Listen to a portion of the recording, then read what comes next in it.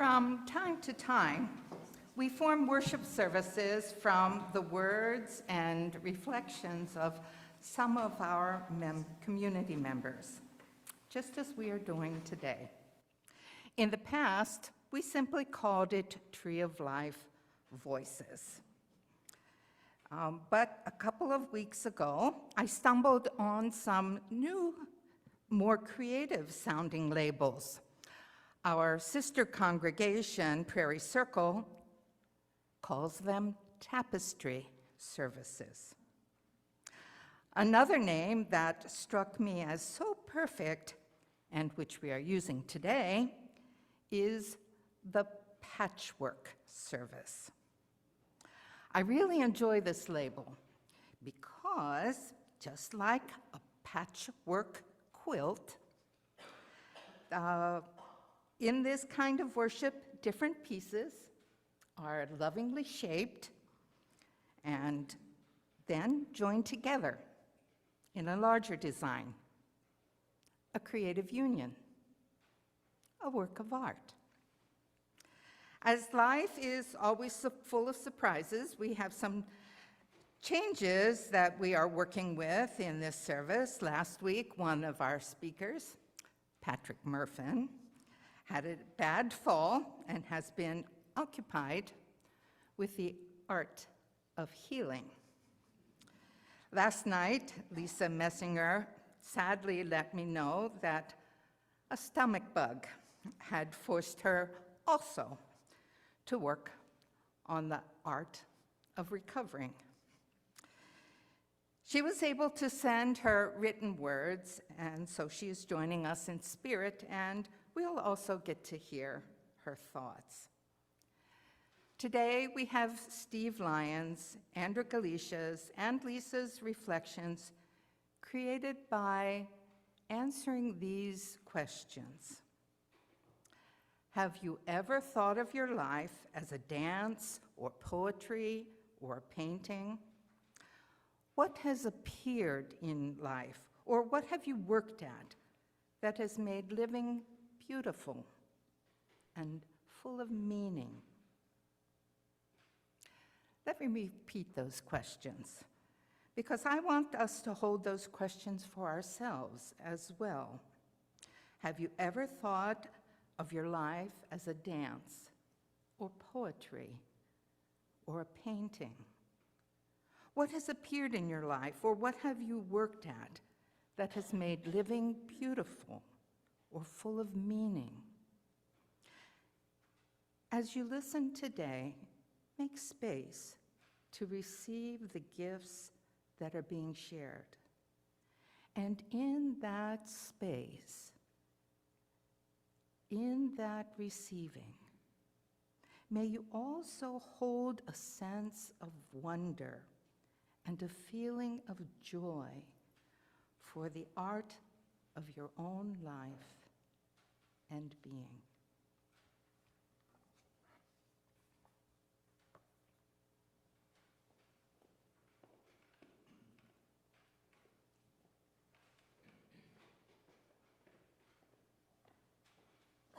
Good morning, everyone. Sorry, trying to get my words in the right place. The title of my sharing is The Ways in Which Being a Social Worker Has Made My Life Beautiful and Meaningful. I've been a social worker for about 25 years, entering at the tender age of 44, and it is one of the few professions where being a latecomer to the profession is actually an advantage. Because as an older adult, you've had losses and failures, and it gives you a different perspective than a young person who's never had a job, never lost a grandparent, really hasn't had those kind of experiences. So how has it made my life beautiful? Put simply, I have learned more than I have been taught. I am less unknowing than I would otherwise have been, and knowledge is beauty. It has made me aware of human experiences that I would never have experienced in any other kind of profession. I have seen people survive domestic violence, substance abuse, homelessness, poverty. And as a middle-class white person, I didn't experience any of those things. It has made me more acutely aware of the injustice in this world. I am more aware of the flaws of our world, our little blue ball. I'm also aware of the amazing strength and resilience of people, and that some people do not have that strength, that resilience. Most people are not evil, and they do things for a reason, even if they don't know what that reason is. And finally, as far as beauty, suspension of judgment about other people is critical in my profession in social work. So how has it made my life meaningful? I've had a variety of jobs in my lifetime: factory worker, child welfare supervisor, child welfare worker, residential treatment worker. But none of the other jobs or careers have given me what my current position as a therapist has given me. I help people in many ways, sometimes indirectly, through referrals and advocacy for housing or Medicaid or Social Security disability or whatever it might be. And I teach people that change may be impossible, but coping is not. Coping is something that everyone can learn. And finally, whenever I question my effectiveness, I remember those clients who told me I saved their lives. Amen, Ashe, blessed be.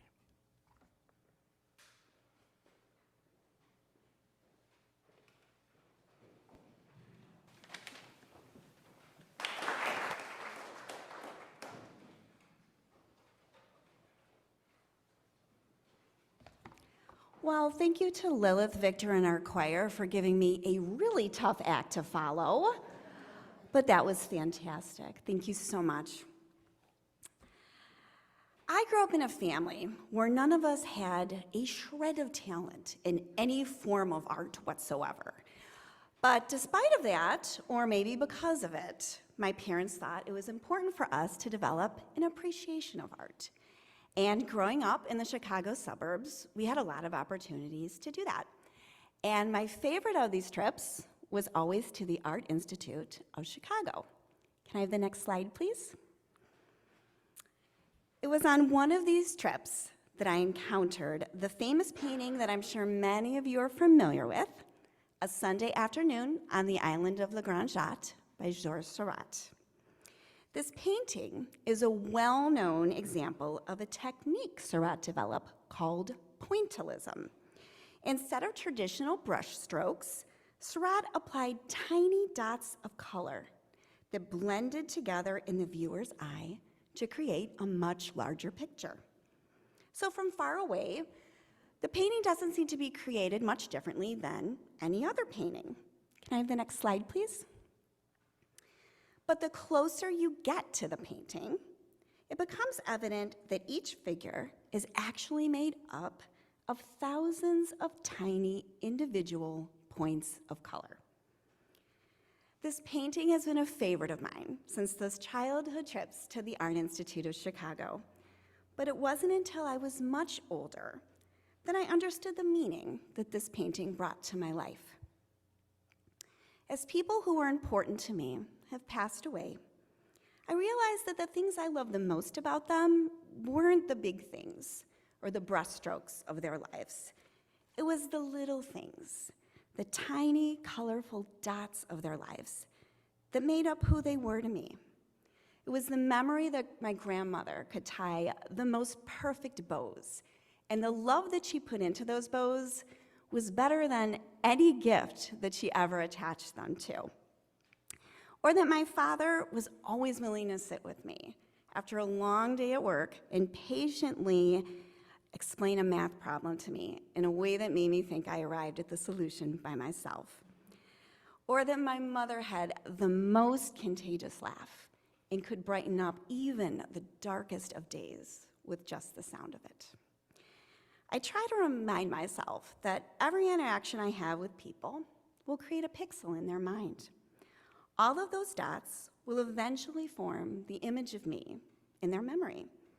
I know all those pixels won't be beautiful and vibrant, but I hope enough of them will make them smile and will add a little brightness to the canvas of their memory. May we all see the beauty of life.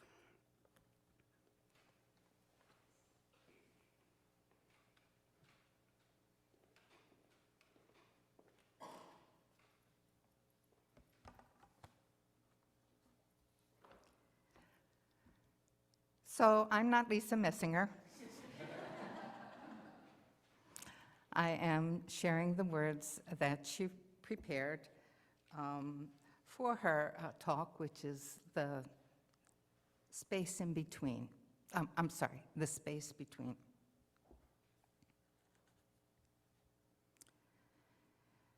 When Emmy asked me to talk about what had appeared in my life that has made my life full of meaning in 350 words or less, it wasn't a struggle to answer that question. It was a struggle how to narrow it down. As I considered the art we call life, it reminded me of this quote from Donna J. Stone. "The most visible creators I know of are those artists whose medium is life itself. The ones who express the inexpressible without brush, hammer, clay, or guitar. They neither paint nor sculpt. Their medium is being. Whatever their presence touches has increased life.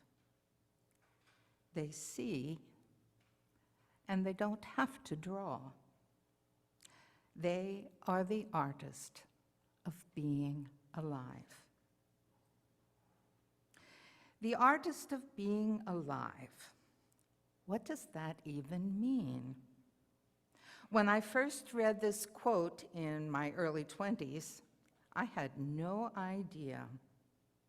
Then in my 30s, I started attending group chants and meditations at the Temple of Kriya Yoga in Chicago. I had practiced meditation previously, but one day, after a group meditation, I walked out of the temple, and the world that I looked at was as if I was viewing it in Technicolor. Everything Technicolor. As if someone had turned up the volume on the color and the beauty surrounding me. At that moment, I felt a joy and contentment that I remember to this day. I wondered, what was this magic that I experienced? A few years ago, I was invited to participate in a chalice circle at Tree of Life. The experience of learning to listen deeply to others and also feeling completely heard has been transformative in my life. The connections created in those moments expand time and space. The presence of this has increased my joy and the beauty of life. I realize now that what has made living more beautiful for me is that energy that flows between all of us. Very much like how trees create a network of roots and organisms that communicate with one another. We are part of the web of living things. We have the ability to amplify this light. That energy is not only what ties us all together, but it creates something larger than ourselves. In fact, some might call this energy God. When I have moments of doubt and insecurity, when I start to feel that our world is falling apart, I find myself reconnecting to that energy to lift me up. So to me, the art of being alive, the art of living, is found in that energy that dwells in the space between. May we dwell in the light and the love of that space. May it be so. Amen.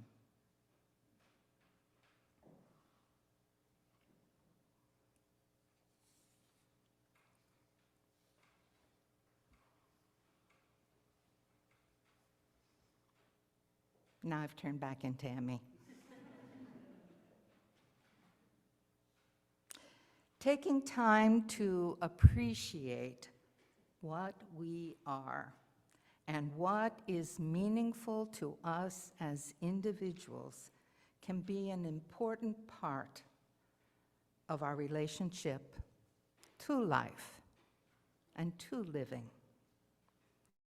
When we make space to look for and value the beauty and the art of our own lives, then we've made space to see the beauty in the lives of others. Holding our own lives in humility and with a sense of reverence is the real starting point for seeing the full worth and dignity in all of humanity. Today's shared stories about life as art have been gifts to us. To honor these gifts with our gratitude, may we take time to explore our own stories and look at our own art. The more we become present to ourselves, the more easily we can be present to others and to their living and to all that is flowing around us. May it be so. May we take part in making it so.